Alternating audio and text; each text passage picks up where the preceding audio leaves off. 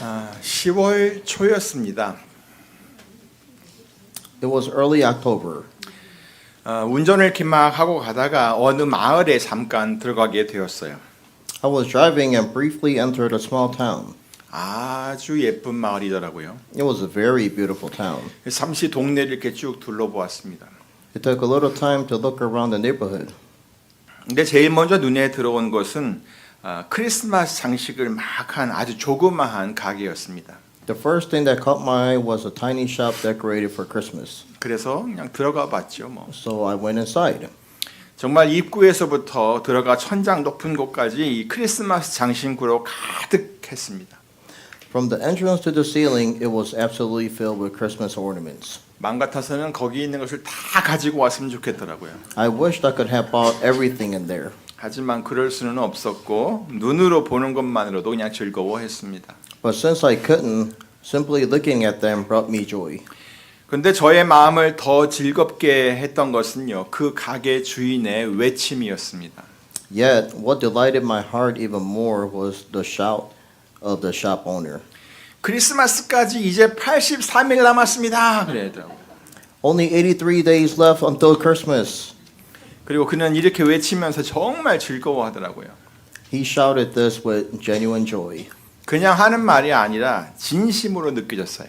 It felt sincere, not just casual remark. 그냥 겉으로 보기에는 아주 터프한 아저씨였는데 그의 마음은 이 어린아이와 같더라고요. He looked like a tough guy, but his heart seemed like that of a child. 과연 우리는 예수님이 태어나신 날로 정한 이 크리스마스를 얼마나 진심으로 기다리고 있나요? How sincerely are we truly waiting for Christmas, the day set aside for the birth of Jesus? 아까 광고 시간에도 말씀을 드렸지만 이미 대강절이 시작되었습니다. As I mentioned during the announcements, the season of Advent has already begun. 대강절은 단순히 이 크리스마스 한 날을 기다리는 그런 시간이 아닙니다. Advent is not merely a time of waiting for Christmas. 어둠 속에 빛으로 오신 그 예수님을 기억하면서 준비하는 절기가 바로 대강절이라는 것입니다. It is a season of remembering and preparing for Jesus Christ, who came as a light into the darkness. 대강절에는 이 네 가지 주제가 있다고 그랬죠. We noted that Advent has four themes, right? 소망, 평화, 기쁨, 그리고 사랑입니다. Hope, peace, joy, and love.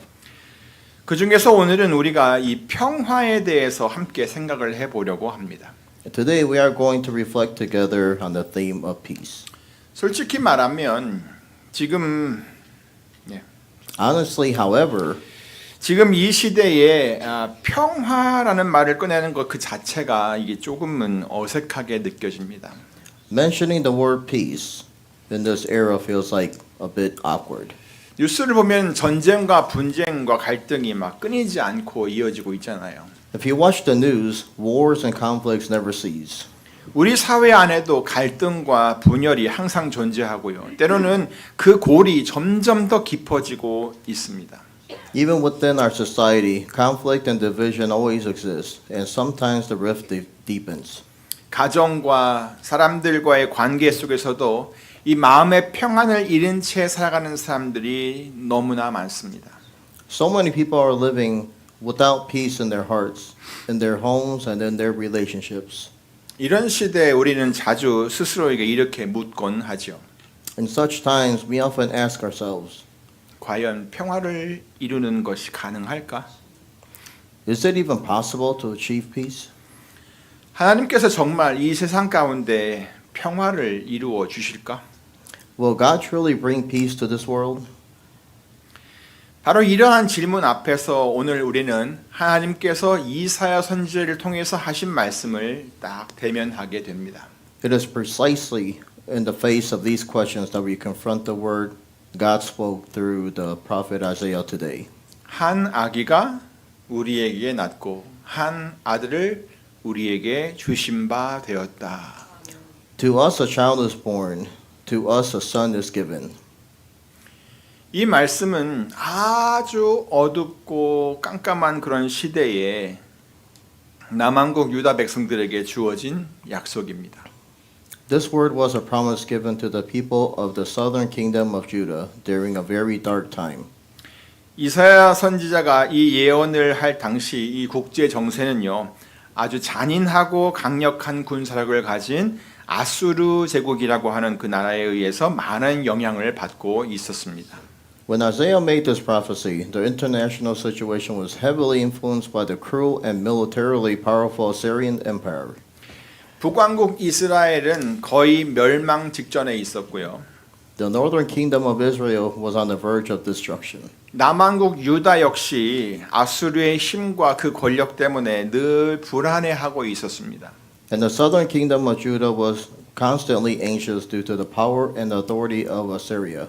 완전 위기 상황이라고 할 수 있었죠. It was a complete crisis. 그런데 그런 위기 가운데서도 그 왕들과 지도자들은 하나님을 그렇게 의지하지를 않았습니다. Yet, in the midst of this crisis, the king and leaders did not rely on God. 오히려 그들은 이 아수르란 나라와 군사적 동맹을 맺었습니다. Instead, they formed a military alliance with Assyria. 그들에게 조공도 갖다 바쳤습니다. They paid tribute to them. 심지어는 그들이 섬기던 우상들까지도 다 받아들였습니다. They even adopted the idols that Assyria worshipped. 선지자가 외치기를 그러지 말고 하나님을 의지하라라고 아무리 외쳐도 그들의 지도자들은 아주 강대한 이 아수르라는 나라를 의지하기 시작했습니다. No matter how much the prophet cried out for them to rely on God, their leaders relied on the mighty nation of Syria. 그런 모습들을 이렇게 쭉 보고 있던 백성들은요, 자기들의 미래가 별로 바람직하지 않다, 별로 없는 것 같다, 미래가 보이지 않는 것 같다라고 하면서 늘 불안해했습니다. Seeing this, the people were always anxious, feeling as if they had no future. 그리고 이런 생각에 빠져 있었어요. 하나님이 우리를 버리신 것은 아닐까라는 생각.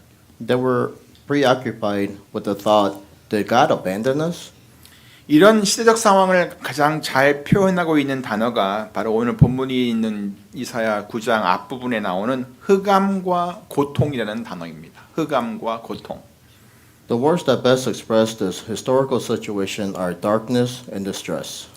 바로 이런 상황 속에 놓여 있는 백성들에게 하나님의 말씀이 이사야 선지자를 통해서 선포되었다는 것입니다.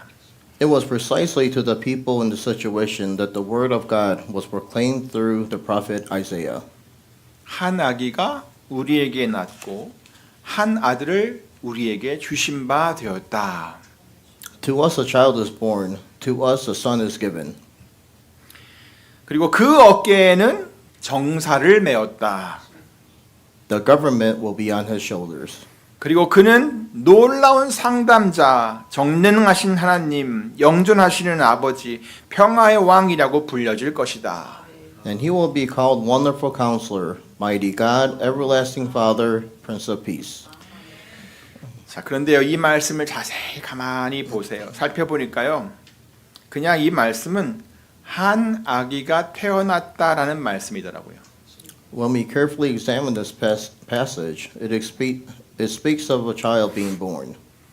하나님께서 그 아기를 그 백성들에게 주셨다, 보내주셨다라는 거예요. It is that God gave this child to them. 아수르라고 하는 아주 큰 군대를 상대할 만한 강한 용사와 막강한 군대를 보내주신 것이 아니었어요. He did not send a strong warrior or a powerful army to confront the Syrian forces. 그냥 한 아기를 보내신 거예요. He sent a child. 또 정치적으로 능력이 있는 어떤 지도자를 보내신 것이 아니었어요. He did not send a politically capable leader. 한 아기를 보내셨어요. He sent a child. 여러분은 이것이 이해가 되십니까? Does this make sense to you? 그런데 여러분, But everyone, 하나님께서는 이 한 아기를 그들에게 보내주시는 것으로 그의 뜻을, 하나님의 뜻을 이루시겠다라고 하시는 거예요. God declared that he would accomplish his will by sending a child to them. 과연 하나님의 뜻이 온전히 이루어질까요? Will his will be fully accomplished? 과연 하나님께서는 이 한 아기를 통해서 흑암에 행하던 그 백성들에게 빛을 보게 하실까요? Will God use that child to allow people to walk in darkness and to see the light? 그리고 그들이 겪고 있는 그 극심한 고통 중에서 그들을 건져 주실까요? And he will deliver them from their extreme distress. 해답은 우리가 늘 기도하는 것에 있어요. 뜻이 하늘에서 이룬 것 같이 땅에서도 이루어지이다. Thy will be done on earth as it is in heaven. 계속 이어지는 그 이사 선지자의 예언을 보면요. 우리는 그의 뜻이 분명히 이루어질 것이라는 것을 알 수가 있습니다. As we continue with the prophet Isaiah's prediction, we can clearly see that the will of God will surely be accomplished. 선지자는 이렇게 덧붙였습니다. The prophet added this. 그 어깨에는 정사를 메었다. The government will be on his shoulders. 이 말씀은 통치와 책임을 함께 강조하는 말씀입니다. This passage signifies governance and responsibility. 이 세상에 있는 많은 지도자들은요, 권력을 사용하기를 원하지만 그들에게 어떤 책임을 짊어지고 가는, 다시 말해 그 책임을 회피하는 경우가 굉장히 많다는 것입니다. Leaders in this world often desire power of ruling but frequently shirk responsibility. 그러나 하나님께서 보내신 이 아기는 나라를 다스릴 권세를 그에 따른 책임과 함께 그의 어깨에 짊어지셨다라는 거예요. However, this child sent by God is the one who bears the authority to govern the nation along with the corresponding responsibility on his shoulders. 우리는 여기서 우리를 위해 십자가를 지신 예수님의 모습을 보게 됩니다. Here we see the image of Jesus who bore the cross for us. 예수님은 그저 말로만 이 세상을 다스리시는 분이 아닙니다. Jesus did not merely rule this world with words. 그는 우리들의 죄와 또 그로 인한 큰 형벌의 고통을 실제로 담당하셨습니다. He literally bore our sins and pain of resulting punishment. 십자가가 바로 그 증거입니다. The cross is the evidence. 그리고 그가 묻히셨던 무덤이 또한 그 증거입니다. The tomb in which he was laid is also the evidence. 예수님께서는 그렇게 함으로써 우리들이 묶여있던 그 죄의 사실을 완전히 깨뜨려 버리셨고 또 사망의 고통에서 우리들을 건져 주셨습니다. By doing so, Jesus broke the chains of sin that bound us and delivered us from the pain of death. 이것이 바로 예수님의 어깨에 놓여진 정사, 곧 다스림, 다른 말로 통치라는 그런 말입니다. This is the government or rule placed on Jesus' shoulders. 예수님의 다스림은 힘으로, 그가 가진 어떤 힘으로 다스리는 것이 아니었어요. It was not a rule by force. 희생을 통해서 모든 것을 완전하게 하시는 것이었어요. It was a completion of all things through sacrifice. 그렇기 때문에 이사야 선지자는 그는 이렇게 불려질 것이다 라고 선포를 계속해서 했던 거예요. That is why the prophet Isaiah proclaimed, he will be called like this. 오늘 본문 중간 부분부터 보세요. Look at the middle part of today's text. 이렇게 되어 있죠. 그리고 그는 놀라운 상담자, 전능하신 하나님, 영존하시는 아버지, 평화의 왕이라고 불려질 것이다 라고 했어요. And he will be called Wonderful Counselor, Mighty God, Everlasting Father, Prince of Peace. Isaiah introduced this child by 4 names. 예, 이사야는 이렇게 이 아기의 이름을 4가지로 소개를 합니다. 첫째는 놀라운 상담자 그랬어요. Wonderful Counselor, 또 둘째는 전능하신 하나님이라고 했어요. Mighty God, 셋째는 영존하시는 아버지라고 했고요. Everlasting Father, 그리고 평화의 왕이라고 했어요. and Prince of Peace. 첫 번째 그 놀라운 상담자라는 이 말은요. 한국말로는 뭐 기묘자, 모사라 이렇게 표현되는데 이 말은 하나님의 지혜와 계획을 다 드러내시는 분이다라는 뜻이 담겨 있습니다. First, the title Wonderful Counselor means one who reveals God's wisdom and plan. 그가 가진 지혜는 인간의 계산을 훨씬 뛰어넘는 지혜라는 것이고요. 그 지혜를 가지고 온 세상을 다스리신다는 말씀입니다. It means he governs the world with wisdom that far surpasses human calculation. 우리들도 사실 갈등을 만나면요. 대부분 그냥 자기가 판단하는 대로 어떤 선택을 합니다. 그렇죠? When we face conflict, most of us follow our own judgment to make a choice. 하지만 예수님께서는 우리들이 하는 그 판단보다 훨씬 뛰어난 지혜가 있으신 분이라는 것을 여러분 꼭 기억하시기를 바랍니다. However, please never forget that Jesus possesses wisdom far superior to our judgment. 둘째는 전능하신 하나님이라고 했는데요. 이 말은 그가 바로 그 아기가 바로 하나님이시다라는 뜻입니다. Second, the title Mighty God means that he is God himself. 그가 비록 인간으로 또 한 아기로 이 세상에 오셨지만 그는 전능하신 하나님이시라는 거예요. Although he came to this world as a human, as a child, he is the Almighty God. 사도 요한이 예수님에 대해서 설명을 할 때도 그는 그것을 항상 강조를 했습니다. The Apostle John always emphasized this when explaining Jesus. 요한복음 1장 1절을 보세요. 태초에 말씀이 계시니라. 이 말씀이 하나님과 함께 계셨으니 이 말씀은 곧 하나님이시니라. John chapter 1 verse 1 says, In the beginning was the Word, and the Word was God, and the Word was God. 예. 그러니까 이 요한은 하나님과 이 말씀을 동일시하고 있는 거예요. 그렇죠? He equates God and the Word, right? Yeah, he equates God and the word. Yeah. 근데 14절을 한번 또 보세요. 쭉 내려와 14절을 보시면 But look at verse 14. 말씀이 육신이 되어 우리 가운데 거하심에 우리가 그 영광을 보니 아버지의 독생자의 영광이요 은혜와 진리가 충만하더라 그랬습니다. The Word became flesh and made his dwelling among us. We have seen his glory, the glory of the one and only, who came from the Father, full of grace and truth.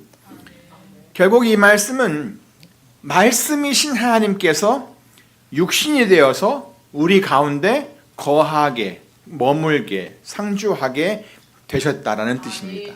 Ultimately, it means that God, who is the Word, became flesh and dwelt among us. 그리고 그분이 바로 예수님이라는 것이지요. And that person is Jesus.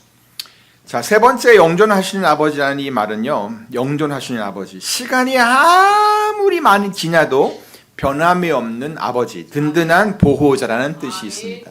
Third, the title Everlasting Father implies a steadfast protector who remains unchanged no matter how much time passes. 이 말은 영존이라는 말, 영존, 영원히 존재한다는 이 말이 갖는 시간의 개념과 또 아버지라는 말이 내포하고 있는 존재적 개념이 이렇게 두 개가 같이 합쳐진 말씀입니다. It is a combination of temporal concept of everlasting and the relational concept implied by Father. 그러니까 예수님의 통치는 영원하다는 거예요. Therefore, Jesus' rule is eternal. 그리고 그의 통치는 하나님 아버지와 같이 우리들의 든든한 보호자가 되시면서 다스리시는 거란 얘기죠. And he becomes our reliable refuge, like God the Father. 그냥 우리가 이해하는 단순한 아기의 개념을 훨씬 넘어선다는 그런 말씀입니다. This transcends to mere concept of a child. 마지막으로 평화의 왕이라고 그랬어요. Finally, Prince of Peace. 이것은 평화를 이루기 위한 어떤 제도나 시스템을 가리키는 말이 아닙니다. This does not refer to the system or institution for achieving peace. 그 아기가 바로 예수님께서 바로 평화의 왕이라는 거예요. He is the Prince of Peace. 그의 다스림이 왕으로서 그가 다스리는 모든 다스림이 모두에게 평화를 가져오게 하였다는 말씀이죠. His reign brought peace to all. 바로 그가 평화를 이룬 왕이시라는 뜻입니다. It means he is the king who established peace. 그러므로 우리는 세상의 어떤 형식이나 정치적인 사회적 구조나 세상이 가지고 있는 어떤 힘이 우리에게 평안을 주는 것이 아니라는 것을 분명히 깨달아야 합니다. Therefore, we must clearly realize that no form, political or social structure, and worldly power gives us peace. 진정한 평화는 예수님께서 우리들의 왕이 되실 때 임하는 것입니다. True peace comes when Jesus becomes king. 다시 말해 우리가 그의 통치, 그의 다스리심을 따라 살아갈 때 우리는 진정한 평화를 누리게 된다는 것입니다. In other words, when we live according to His rule, we experience true peace. 왜냐하면 우리의 주님 예수님께서는 과연 우리들의 놀라운 상담자이시고요. 전능하신 하나님이시고 또 영존하시는 아버지이시며 또 평화의 왕이시기 때문입니다. This is because our Lord Jesus is indeed our wonderful counselor, mighty God, everlasting Father, and Prince of Peace. 사랑하는 성도 여러분, Beloved congregation, 이 대강절이라고 하는 것은 기다림의 절기입니다. Advent is a season of waiting. 하지만 아무것도 하지 않고 그냥 무조건 기다리기만 하는 그런 시간은 아닙니다. However, it is not a time of simply waiting without doing anything. 특별히 오늘은 대강절 둘째 날이니까 우리 함께 이 평화의 왕으로 오신 예수님을 좀 깊이 생각하면 좋겠습니다. Especially today, the second day of Advent, let us contemplate Jesus, who came as a Prince of Peace. 그리고 그가 우리의 왕이라고 했으니까 우리의 삶 속에서 평화를 이루길 원하시는 그 왕 되신 예수님, 평화의 왕이신 예수님의 다스리심을 받으며 살았으면 좋겠습니다. And let us receive the rule of Jesus, who desires to establish peace in our lives. 실제로 여러분의 삶 속에 어떤 갈등이 있다면요. 예수님이 하신 것처럼 여러분이 더 낮은 곳으로 가면 어떨까요? If there is any conflict in your life, why not go to a lower place like Jesus did? 또 상대방을 막 여러분이 가진 그런 기준을 가지고 판단하기보다는 그가 하는 말에 좀 더 귀를 기울여 주면 어떨까요?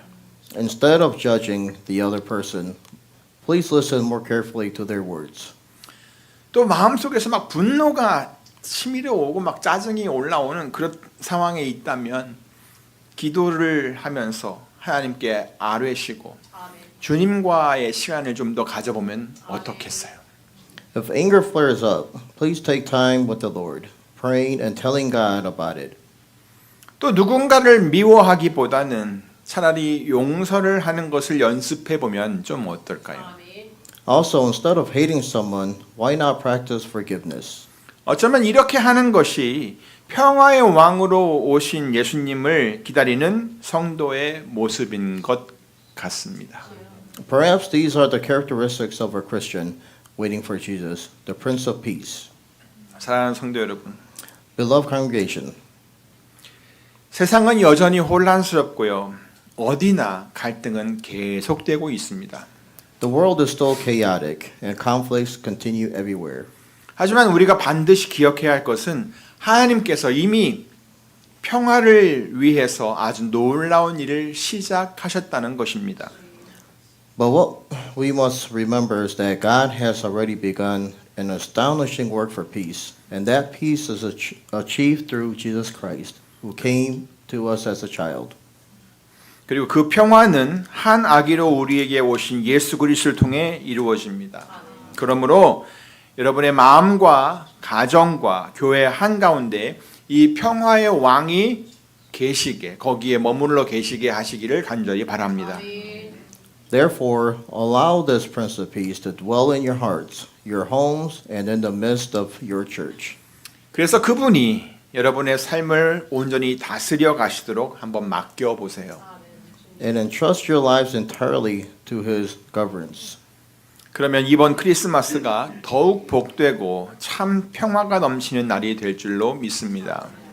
Then this Christmas will be more blessed day, overflowing with true peace. 우리 함께 찬양해 볼까요?